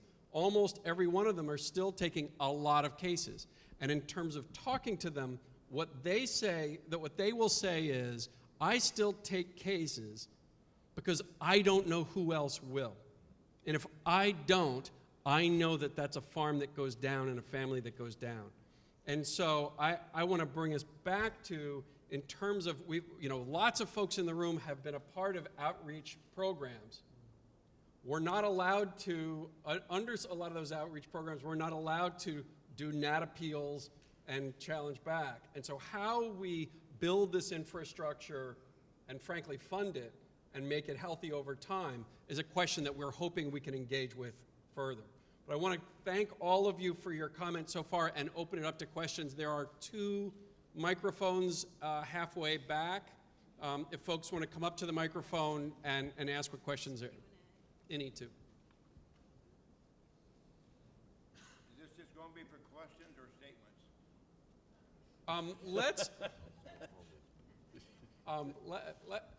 Let's keep under the spirit of both looking back but also looking forward as much as we can, and constructive engagement. Okay, thank you. My name is Arden Tewksbury. I'm a dairy farmer from Shopin, PA, which is northeastern PA. I'm also the manager of the Progressive Agriculture Organization, Old Ben. We're members of the coalition, the same as Ben is. I want to say this is my 50th anniversary, Ben, but this is my 50th anniversary coming down to Washington as an advocate. I doubt that very many people have the, I don't know what it is it takes you to keep doing this, but we've been coming down for 50 years trying to do something for all agriculture producers and especially dairy producers. And I want to say that when I first came down here in 1966, we had just gone through 5 years of severe drought in the northeastern part of the country. We had to import all kinds of hay from the Midwest and so on, and we were able to purchase that hay and pay for it. But I'll tell you right now, if the dairy farmers in this room went through 5 years of severe drought, there's no way they would be able to get the money to pay for that hay. And if we're going to get new farmers on our farm, the best way is to start putting some money in the pocketbooks of our dairy farmers and other farmers, or you won't have new farmers coming in to understand what farming is all about. When I ran, and Ben, you mentioned this, when I ran for a director in 1971 for a dairy co-op, the biggest problem we were starting to face then was vertical integration.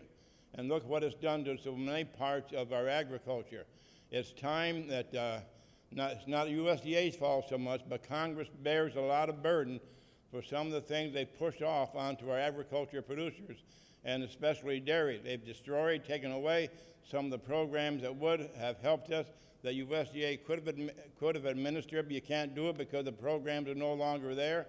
And I tell you, if we don't get something done for our dairy farmers pretty soon, you're going to see more of a demise of dairy farmers all across the United States. And I hope Congress gets their heads screwed on right and gives the USDA some programs to work with that make sense, that will return money to our dairy farmers without taking funds from USDA. Thank you.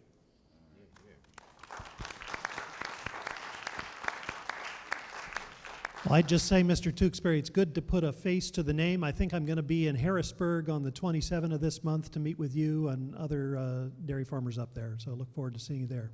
Thank you. Joel? Okay. Oh, it's on. Is it on? Yep. No? Yeah, go ahead. Can you hear me?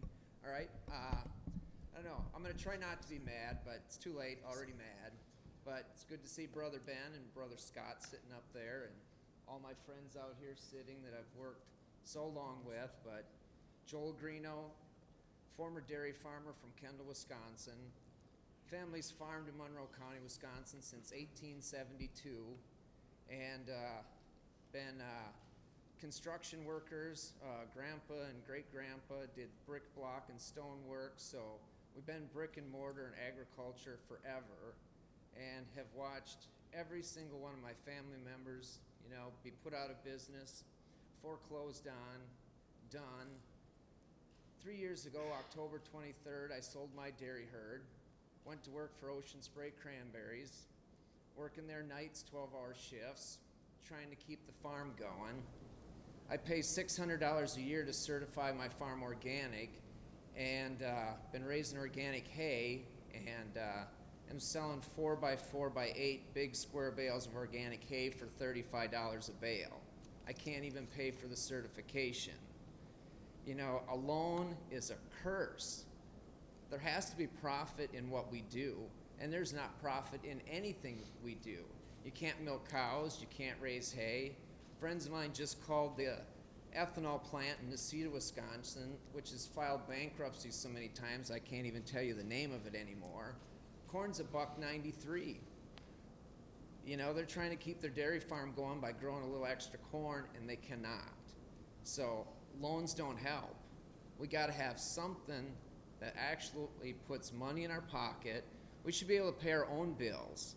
I was at a meeting with FSA a couple of years ago, and the credit manager of Star Blend Feeds was there, and she asked Monroe County FSA Director Wade Miller, she says, I got farmers that have $100,000 feed bills and need $10,000 more feed yesterday. What should I tell them? I can't keep extending credit, but they need to have feed or they're never going to pay the bill ever. He's like, well, give me their name, and if they can cash flow, maybe we can work something out for them.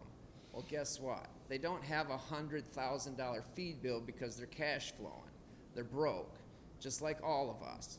And it's time to stop all the meaningless discussion and figure out in this country how to actually pay our farmers a living in any sector, anywhere. It's not working. Our farmers deserve as much respect as our soldiers. And my family has fought in every war and conflict since the Revolutionary War. And it's tough out there, and it has got to change. Thanks.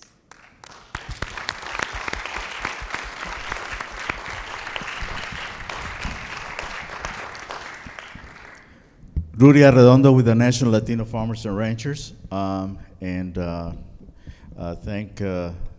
Farm Aid for putting this event together. Wish it had a broader reach. It's very difficult, as I concur with all my colleagues that are here regarding, we want to have a positive, and we're hoping for a much more responsive Department of Agriculture.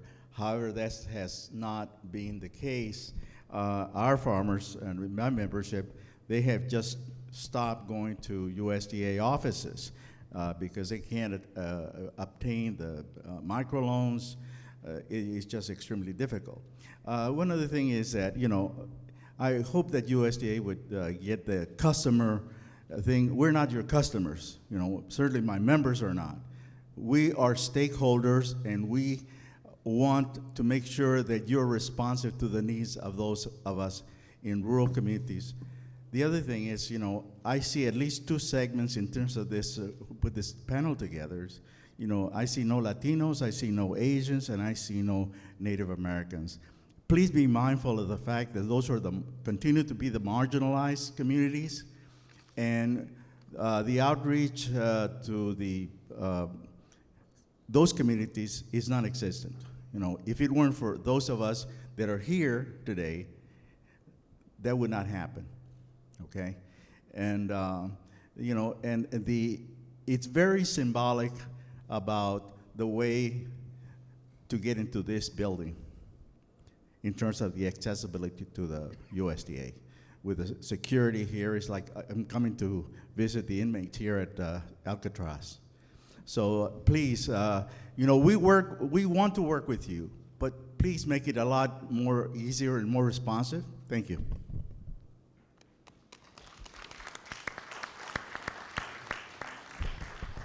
Hi, thank you all for your work and for your insight, and thank you for Farm Aid for the film. I work with, it's not on? It's on. Okay. You missed my thank you, but thank you again. I work with Beginning Farmers as a staff member at the New Entry Sustainable Farming Project in Massachusetts. And I have a question for you. I coordinate a network of beginning farmer training organizations across the country, and there's a general concern that the beginning farmers with whom we work are graduating into somewhat of a harsh environment and face what we see as kind of a triple threat of, difficulty accessing capital, as has been mentioned, accessing land, which hasn't been mentioned so much, and accessing markets. And as a person who wants to be able to advocate for beginning farmers in the future, I'd love to know what your organizations are doing to kind of smooth the transition between learning how to farm and actually being able to farm. So I'd love to hear from you about work you have going on or ways that you can see possibilities emerging in the future for beginning farmers. Thank you. Sure, good question. I'll just give a little nutshell of what we're doing. You're right to cite access to land and access to capital. I'd add access to labor, access to water, access to markets. There are lots of challenges that new and beginning farmers have in particular. The cooperative agreements that I mentioned focus on things like financial literacy. So, the last thing I want to do, Joel, or anyone in the audience, is saddle somebody with a big federal debt that they're never going to be able to pay. It truly does become a curse. But if somebody has a better understanding of what a profit and loss statement looks like and how to manage your books in a basic way, that's, the beginnings of the kind of financial literacy that you need for a microloan or for other loans that the agency may offer. So I really hold out a lot of hope for what these cooperative agreements can do around the country. In Massachusetts, you've probably worked with our state director, John Nijelski, up there. Really good, solid guy who has his thumb on the pulse of what we're doing for beginning farmers and ranchers throughout New England, but I'm sure he'd be happy to spend more time with you too to learn more about some of the specific things that we're doing in Massachusetts. And I'll just quickly add, and it's great to hear someone from New Entry. I worked there when I was in graduate school in Boston. But I think you pointed out a really important point, which is there is, and it's one that we have seen too, there is a lot going on in terms of helping folks get started, and then there's kind of a gap. And I think that's the case both for farm businesses and for food businesses. You have all these startups, and then when they try to scale, it's like there's nothing there. So that is a conversation that we are engaging in around the department in terms of what we have that can support that on-ramp to scaling up and becoming a financially viable farm business. But I think it's also going to take continued conversations with you guys about what the issues are and interaction with other parts of the federal government, because USDA is not the only game in town. I think there's a real opportunity to look at things like the Small Business Administration and the offices that they have around the country. Farming is, as you know far better than me, a totally different kind of business than the traditional businesses that they're working with. So how can we partner with them to try to build their capacity to work with farm businesses? Those are the types of things that I think we need to be kind of thinking creatively about. But honestly, I don't know the answer, so I hope we can continue the conversation. I want to redirect the question for just a second, because if you hear the range of comments that have come, certainly, as we talked about before, education and outreach is important, and a lot of folks, but I think what you're hearing from a lot of the comments is not a need for education. And I want to get to, and I'm going to quote Mike for a second. We were sitting at a meeting a little while ago, and he said, when I was 16, your parents gave you 10 hogs, and you grew them out, and you bought 15. You grew those out, you bought 20, then you bought 30, and pretty soon you were a hog farmer, and you had no debt. Now, if you want to be a hog farmer, you have to plunk down $1.25 million. And so if you hear the comments about the combination of vertical integration, the difficulty of prices, the challenge of farmers, of beginning farmers, not just to access educational information, but to access markets that will pay them a living. And the concern by people who work with beginning farmers that people are going out into something where they can't make a living. And I can say in our farm advocacy program, we take cases all the time that look remarkably like Know Your Farmer, Know Your Food, and look like the people who are doing the things that we have encouraged them to do. And so as we address that question on beginning farmers and the other pieces, I want to restate the question a little bit and ask about, not about education, not about outreach, but about making sure that markets provide a fair price, that markets are open to people who can get into it.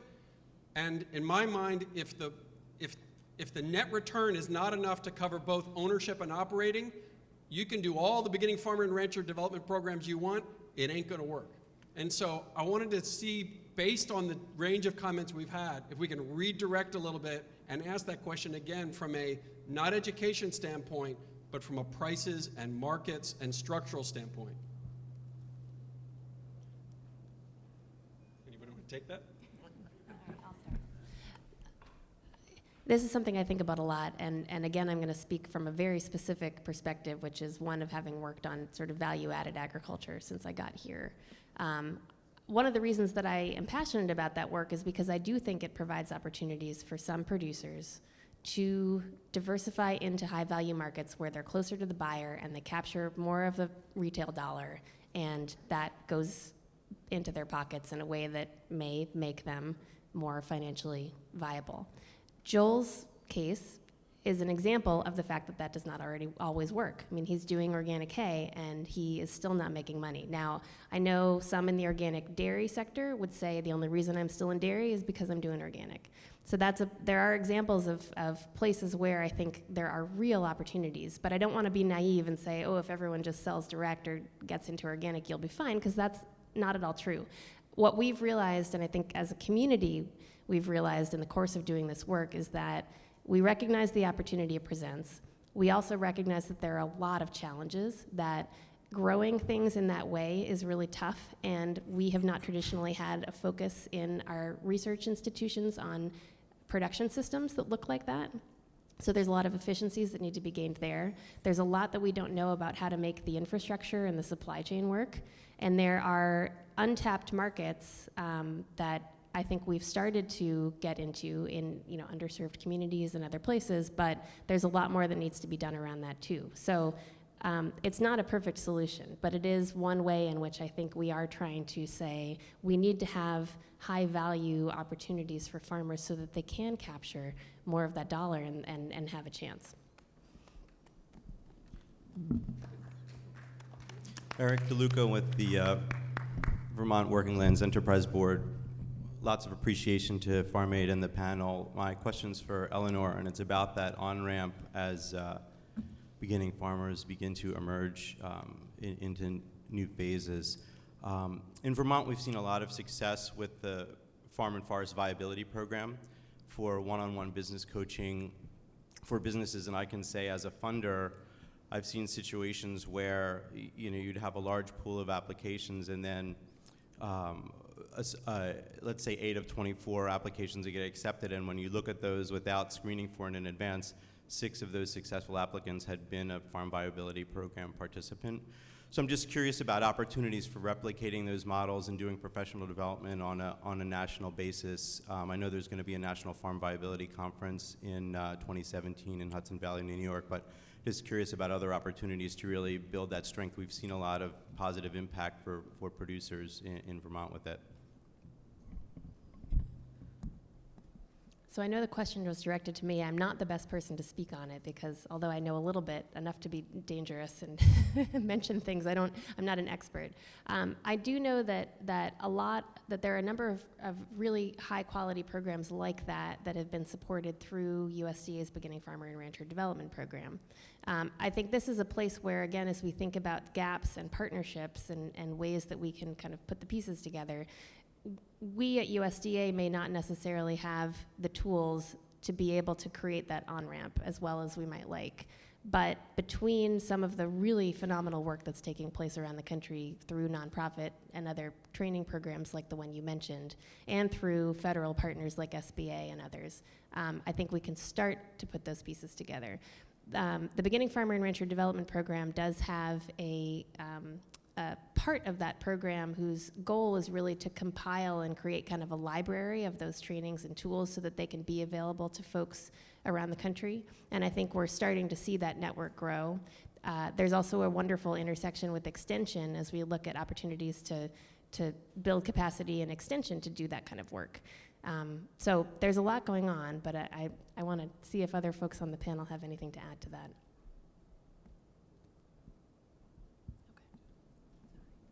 I apologize, but I think we've got to wrap up. We've got, I know we have more folks who have questions. I apologize, and I know that folks from USDA are sticking around. We've got a couple of meetings coming up afterwards. But I want to thank our panel, thank all of you for being here. Thanks to the folks who made the film, and of course to Farm Aid and USDA for hosting us. And thank you all very much. And to our farmers. And all of the advocates who are Thank you, advocates. Thank you all.